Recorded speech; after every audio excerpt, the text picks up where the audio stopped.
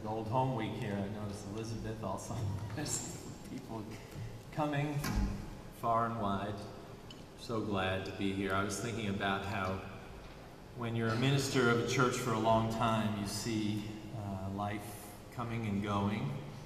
And I got here 13 years ago, and many of you sitting in the first two pews were very small. I remember John coming to speak to me about a death in his family as a young boy. I remember Ethan on a bicycle going through my neighborhood, and I remember Sydney on the lawn of a Muslim event where we all went. Many of us went to have dinner with the Turkish Muslims, and so many more events. The privilege of a long ministry is to see the thresholds, see them, the people change. So I want to talk about thresholds. And the first one I thought of when I thought of thresholds is when I got my driver's license. This would have been early in the 80s in New Jersey somewhere. I remember practicing all the turns and stops and parallel parking. And I remember going to the test in my family station wagon, and the tester stepped into the car with his blue and yellow jacket and a clipboard, and I was nervous. Not only was I being tested, but I was also with a stranger in our family car, kind of an odd experience. And on a course set out with cones and signs and obstacles, I looked at him and he looked reluctantly at me and said, "Let's go." I'm sure he had been through this a million times, putting his life in the hands of 16-year-olds. I could tell it weathered him. We drove around, I followed commands, blinker here, stop there, park over there. We circled back to the pickup point, and I turned to him and I said, "How'd I do?" And he looked at me and he said, "You passed, just barely." And with a terrified look on his face, he told me to go in and get my license. You see, getting a license is a threshold in life. It's a moment when the world is in front of you in a new way and challenges are behind you. It's a moment when you can taste freedom, the solo drive, the journey just begun. The new driver knows that they need to become more comfortable in traffic, to navigate curves, to deal with hazards, to balance caution and risk, to figure out the right distance between them and the other vehicles. And the new driver needs to respectful ways. A good driver takes time and is a matter of character and imagination as well as technical skill. And the new driver always starts in fear. And this is what it's like at any threshold that we are on, whether it is ending high school or starting a new job or becoming a parent or realizing old age has finally caught up with us. The threshold is the moment or place where things change. The threshold is the place of transition, and it is a place of enormous vitality and activity as well as danger. I learned about thresholds mostly after having gone rushing through them. Looking back, I counted the mistakes I made or the scars that I had received. I have looked back many times at those transitions, those thresholds. College, life decisions, callings, marriage, becoming a minister, becoming a parent, realizing I'm not invincible, and others. And I see there, when I look back, always mentors pointing things out to me. One teacher showed me lessons about thresholds that I want to share with you. The first thing is that what you must do on a threshold is confess your incompetence. To know that there is strength in inadequacy. Just by asking, How is weakness a strength makes all the difference. The first lesson is about admitting that you have a lot to learn and not a lot to prove. Confess your incompetence, my teacher said. And the second thing is that you might try to adopt a functional theology of grace. That is, that you must be able to receive the gifts of life freely before you can extend them to others.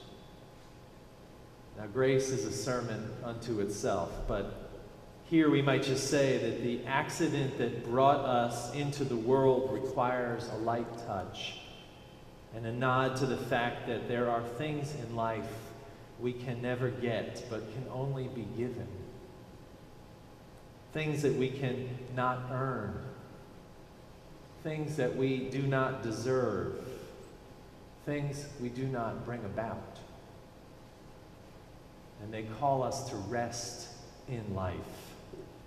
To rest without fear of life. And know that we belong. Then, when we know that, we can extend that welcome to others. And the third thing is that we have to move from competence to finding relevance and personal excellence in all we do. That is, there is a difference between appearing competent and committing to excellence. There is a difference between being able to do something and doing it with passion. There is a difference between doing the minimum required and setting some personal standards to live by that are guided by values. We have to move from competence to relevance. And the fourth is that we must learn to accept failure as progress. I hold in my office a file of rejection letters of all sorts. Achievement of any sort requires risk, and risk means failure. And if you are afraid to fail, you will only know disappointment. And lastly, at the threshold, we must redefine assumptions, yours and others, that stifle the spirit. We do not need more people doing things that mean little to them in the world. We need people living through the fire of thought about who they are and what they can be. Dr. Howard Thurman, the minister of Martin Luther King, when King was in graduate school in Boston, said, "Don't ask yourself what the world needs. Ask yourself what makes you come alive. And then go and do that." Because what the world needs is people who have come alive. On thresholds, we must be bold. We must seek courage even when we don't feel courageous. Sometimes faking it until we make it is what the doctor ordered.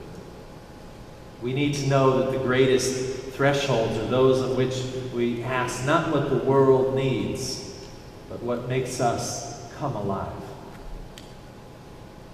And I would say thresholds ask us to come alive with faith, which I see as the integral understanding of who we are in the context of a world that needs our values put into action and our coming alive in the face of the challenges we meet.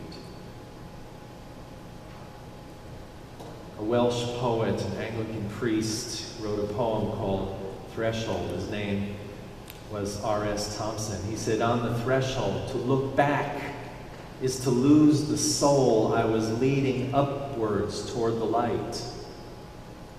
To look forward, what balance is needed at the edges of such an abyss. I am alone on the surface of a turning planet. What to do but, like Michelangelo's Adam, put my hand out into unknown space, hoping for a reciprocating touch."